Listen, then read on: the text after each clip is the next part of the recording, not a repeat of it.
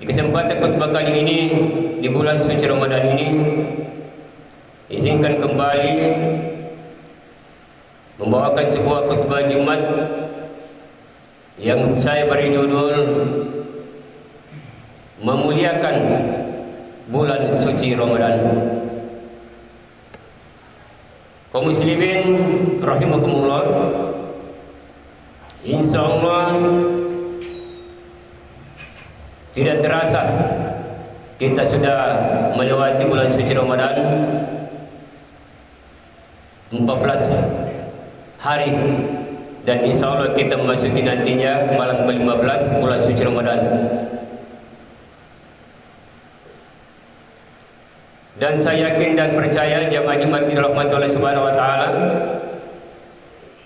masih ingat di dalam salah satu hadis sekaligus merupakan suatu doa yang pernah kita ucapkan di dalam kehidupan kita di bulan Rajab ataupun bulan Saban.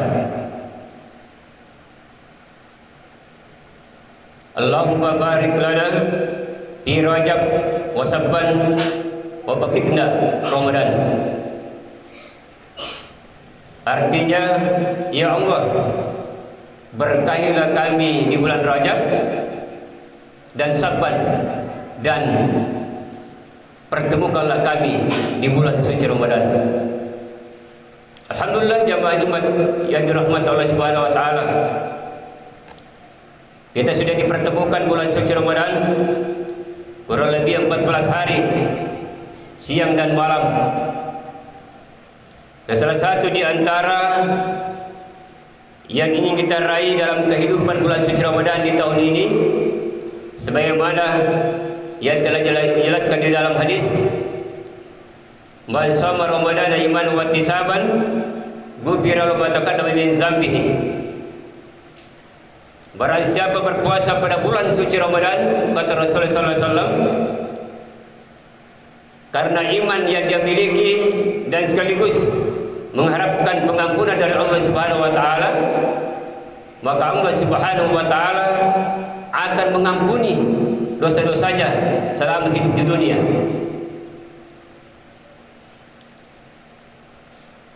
Jemaah yang berbahagia, dan salah satu jalan untuk menuju ke surga harus mendapatkan pengampunan dari Allah Subhanahu wa taala. Jalan satu-satunya untuk meraih yang namanya surga dalam kehidupan akhirat nanti adalah mendapatkan pengampunan. Dan saya yakin dan percaya jemaah Jumat yang berbahagia, tidak ada manusia dalam kehidupan dunia ini sejak dilahirkan sampai detik saya sekarang ini tidak punya dosa, baik kecil maupun besar. Dan tidak ada manusia dalam kehidupan dunia ini, khususnya di bulan suci Ramadan ini, tidak mau diampuni dosanya. Oleh karena itu jamaah Jumat rahimakumullah, bulan suci Ramadan ini adalah merupakan bulan yang sangat mulia.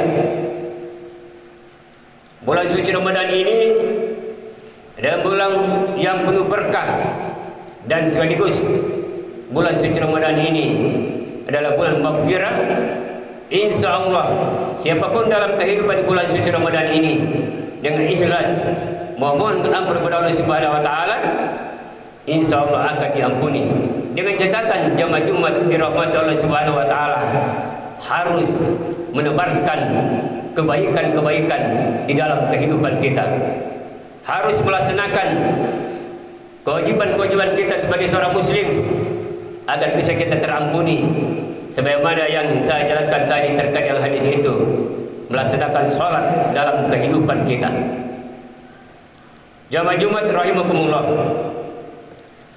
jadi untuk mengevaluasi sejauh mana ibadah yang kita lakukan di tahun ini, ada satu hadis yang insya Allah memberikan motivasi kepada kita bisa kontrol ibadah kita terkait ibadah yang kita lakukan sejak kita dilahirkan di muka bumi ini.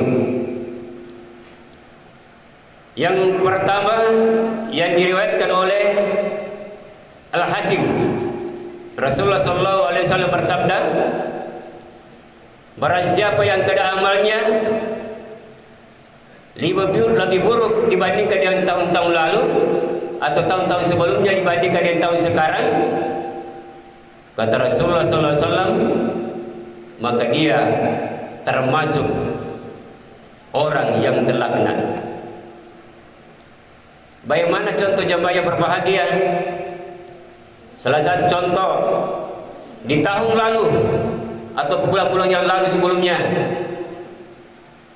mereka melaksanakan puasa 1 bulan penuh. Mereka juga melaksanakan sholat yang merupakan tiangnya agama. Tapi di tahun ini dia maksimalkan tetap puasa, tapi sengaja meninggalkan sholat dalam kehidupannya.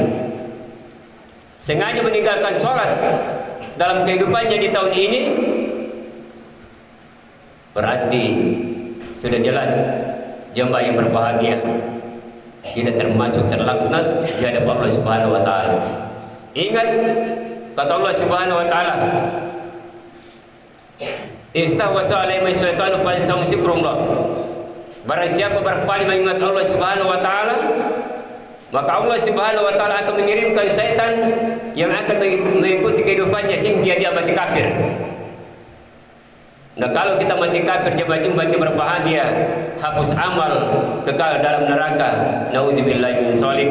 Kita termasuk orang-orang yang merugi dalam kehidupan dunia ini, lebih-lebih kehidupan hari kiamat nanti.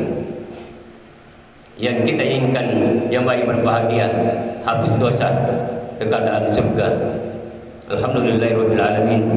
Ini yang kita harapkan dalam kehidupan kita. Oleh karena itu jemaah Jumat berbahagia, ini hanya merupakan suatu pandangan peringatan bahwa ada pernah terjadi dalam kehidupan kita, tetapi insya Allah di masjid yang sangat kita cintai ini tidak seperti itu. Yang kedua, jemaah yang berbahagia, barang siapa yang keadaan amalnya masih sama dengan tahun lalu dibandingkan dengan tahun sekarang, kata Rasulullah SAW menjelaskan kepada kita semua, kita masih dianggap merugi. Di mana kerugian kita jemaah yang berbahagia? Karena masih tetap sama, tidak ada peningkatan untuk meningkatkan ibadah kepada Allah Subhanahu wa taala, khususnya di tahun ini. Salah satu contoh jemaah Jumat yang berbahagia, di malam hari insya Allah kita sudah laksanakan sholat tarawih. Tidak pernah kita tinggalkan sholat tarawih secara berjamaah. Tapi terkadang kita dapatkan saudara kita, jemaah kita, ketika dia sudah keluar melaksanakan sholat tarawih, dia sudah melaksanakan sholat tarawih, langsung dia keluar. Padahal dalam hadis dijelaskan bahwa siapa saja, kata Rasulullah SAW, sengaja melaksanakan sholat tarawih di malam hari secara berjamaah, lalu ditutup dengan witir bersama imam, maka dia termasuk melaksanakan sholat semalam suntuk atau 1 malam penuh. Dan bagaimana pahalanya jamaah Jumat rahimakumullah. Ini yang perlu dijelaskan kepada saudara kita. Kalau bisa, sebaiknya lanjutkan melaksanakan sholat witir secara berjamaah, baru kita pulang sama-sama. Kalau demikian adanya jamaah berbahagia, kita tidak mendapatkan kerugian, dan masih banyak lagi ibadah yang kita lakukan agar kita tidak merugi dalam hal ini. Yang berikut jamaah Jumat yang berbahagia, barang siapa yang keadaannya di tahun lalu dan di tahun ini lebih baik, maka itulah orang-orang yang beruntung, karena dia mampu mengevaluasi ibadah yang mereka lakukan sebelumnya, dan di tahun ini mereka tingkatkan ibadah-ibadah kepada Allah Subhanahu wa taala. Dia melaksanakan sholat tarawih, dia melaksanakan sholat witir, dia melaksanakan solat sunnah dan lain sebagainya, tidak ada ketinggalan dalam kehidupannya, baik wajib maupun sunnah. Dan mungkin saja baca Al-Qurannya dia tingkatkan di tahun lalu 1 kali, sekarang 2 sampai 3 kali dia tamatkan. Dan ini masih ada kesempatan jamaah Jumat berbahagia kurang lebih 15 hari, insyaallah kita meningkatkan ibadah kita kepada Allah Subhanahu wa taala dalam kehidupan kita. Ingat, ada beberapa ibadah atau kebaikan-kebaikan yang perlu kita tingkatkan dalam kehidupan kita. Yang utama, yang diistimewakan di bulan suci Ramadan adalah termasuk sedekah. Karena pernah sahabat bertanya kepada Rasulullah, sedekah apa yang sangat baik? Kata Rasulullah. Langsung saja Rasulullah menjawab, sedekah di bulan suci Ramadan. Karena dilipat gandakan semua pahala. Kalau sholat sunat kita laksanakan, sama nilainya dengan sholat wajib di luar bulan suci Ramadan. Dan sekarang masih bulan suci Ramadan mendapatkan pahala yang berlipat ganda. Bagaimana dengan sholat fardu yang kita laksanakan? Tapi yakin dan percaya jamaah Jumat yang berbahagia, itu adalah merupakan suatu janji semua Allah Subhanahu wa taala mereka berikan kepada kita. Pahala-pahala. Pahala itu merupakan suatu janji. Surga itu merupakan suatu janji. Neraka itu merupakan suatu peringatan bagi kita semua. Tetapi yang sebaliknya adalah bagaimana mengarahkan hati kita kepada Allah Subhanahu wa taala, itu bahwa semua yang kita lakukan ini adalah merupakan karena Allah Subhanahu wa taala, adalah merupakan karena kita hamba Allah. Dan sesungguhnya dalam kehidupan dunia ini ada Allah, ada Tuhan, dan tidak ada Tuhan selain daripada Allah. Jadi tujuannya kita adalah kita menyembah kepadanya. Terkait dengan persoalan pahala, itu adalah merupakan rahasia Allah Subhanahu wa taala. Yang penting jemaah Jumat itu berbahagia, kita melaksanakan dalam keadaan ikhlas, tanpa hal-hal yang lain ataupun tradisi lain. Apalagi dikatakan dalam bahasa Al-Quran itu ada yang dikatakan riya. Tetapi insya Allah jamaah yang berbahagia, demikian adanya tidak ada dalam diri kita ketika kita melaksanakan ibadah kepada Allah Subhanahu wa taala. Inilah salah satu hadis jamaah yang berbahagia untuk mengevaluasi di mana letak sesungguhnya keberadaan kita ketika kita melakukan ibadah kepada Allah Subhanahu wa taala di antara poin-poin hadis ini.